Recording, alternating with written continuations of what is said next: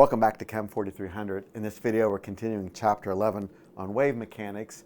And to continue from the last video where we solved for the normal modes or the stationary state eigenfunctions for a particle trapped in an infinite well, we determined what its quantized energies were. We now want to look at what can we say about the probabilities of finding a particle when it's in an infinite well, whether it's in one of those stationary states or in some kind of linear combination of those states. So we know that the wave function squared is going to give us the probability density, and if we were in one of these stationary states here, then the square of the wave function would give us these type of probability density distributions, right? So if we were trying to make a measurement of the position of the particle, well, if it was in this state, then this would be the probability of finding the particle in any one of these positions between x and L. Now, it doesn't mean that because it has this probability distribution that there is no well-defined position for when you observe the particle. When you look in the box, you can find the particle, and it may be here, here, here, or there. It's just that the probability of every time you open up the box, where you're finding it will be determined by this underlying wave function here. So we can easily measure the position, but where we find it, if we keep looking at the same state over and over again, will be given by a probability distribution that's the square of this wave function. So for example, if I was in this state and I make an observation, I could find the particle there because that's a valid spot. You see that actually there's a node here where the probability goes to 0. And if I tried to find the particle when it's in this state, then I would not be able to find it there, the 0 probability to find it there. But I have finite probabilities to find it in this region and this region. So say I find it there. Now what's interesting is that the act of observing the particle changes its wave function. Because if I see the particle is there, then I know where it is with a certain uncertainty in its position. And as a result of that, the act of observing changes that wave function. Let's say in a very simplest approach, we say that the wave function becomes this. It says the wave function becomes the Dirac delta function where x minus x naught is the wave function, where x naught is where I found the particle. So generally speaking then, that means that before and after the wave function has changed. And after I observe, it may have been in the n equals 2 wave function before, but after it's now some linear combination of these stationary states in order to make the wave function have this form here. Now, of course, I could maybe have a different, more practical wave function where instead of a delta function, I have some region delta A, and I can make that my wave function, and then I can decompose that into some linear combination.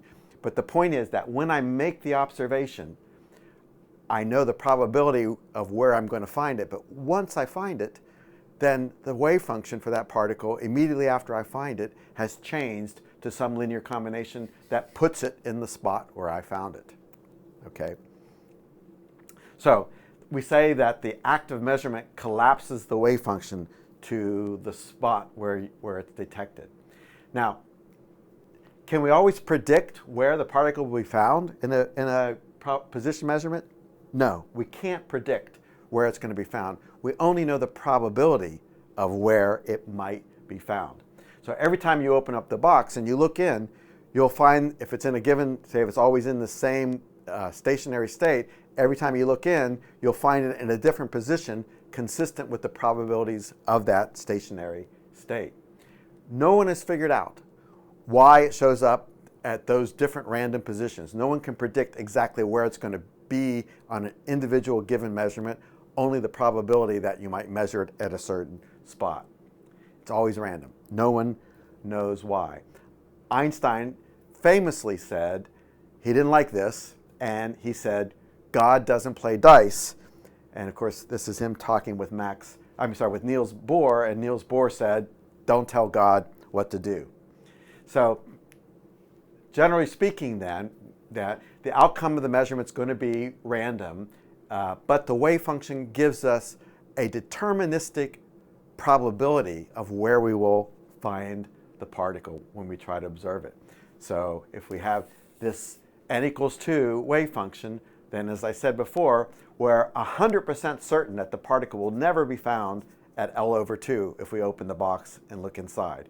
And if we measured, say, instead of position, we measured its energy, then if it was in the n equals 2 state, then we would be 100% certain that it would have the E2 energy, the energy given here that we found for associated with this state. So these are the energy eigenvalues associated with that eigenfunction. So let's take an example. Let's say we wanted to calculate the probability of locating the particle between L over 4 and 3L over 4 when it is in the n equals 1 stationary state. So we're going to take our stationary state, we're going to square it and integrate it between those two limits to get the probability. So I'm going to take the function that we had before. When I square it, I get 2 over L in front, and now I'm just doing the integral of sine squared. I look that up in a table, and I'll get this result.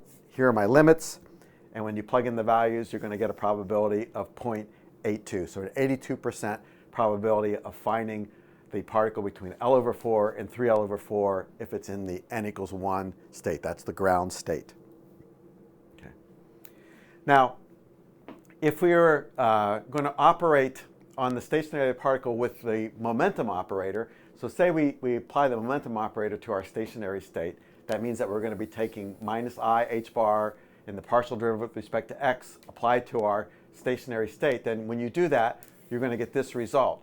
And what you find right away is that these stationary states are not the eigenstates of P. In other words, we're not getting back the same wave function that we started. So these stationary states are not eigenfunctions or eigenstates of the momentum operator.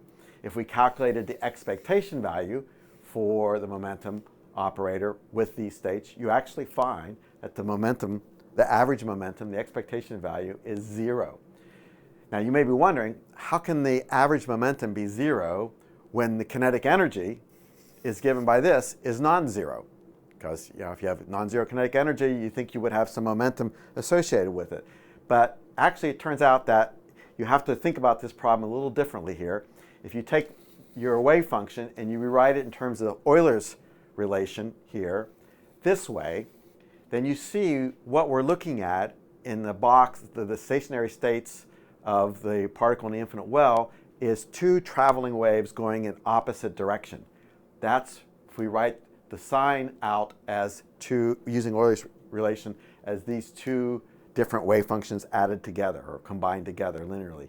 So if you take that form of the wave function and you apply the momentum operator on that, you can see that when you apply the minus I h bar dx to this side and to this side, you get eigenvalues that are equal and opposite in sign. So over here, for this part, you get minus h bar kn, and here you get plus h bar kn. So it is true that you have a 0 momentum because you have particles going one direction with one momentum, the other going the other dimension. You have waves with momentum going this way, waves with momentum going that way, and the average is 0. But the square of the momentum, which is what the energy comes out, is going to be non-zero. So this is what we have for that case there. So you can think of this 1D well as two traveling waves moving with opposite signs of the momentum. Generally, anytime you have a real wave function with no imaginary part, this will describe a state with no net motion. So you can kind of work that out here based on these kind of arguments. Okay, that's it for this video. In the next video, we'll finish up the chapter and talk about Hermitian operators.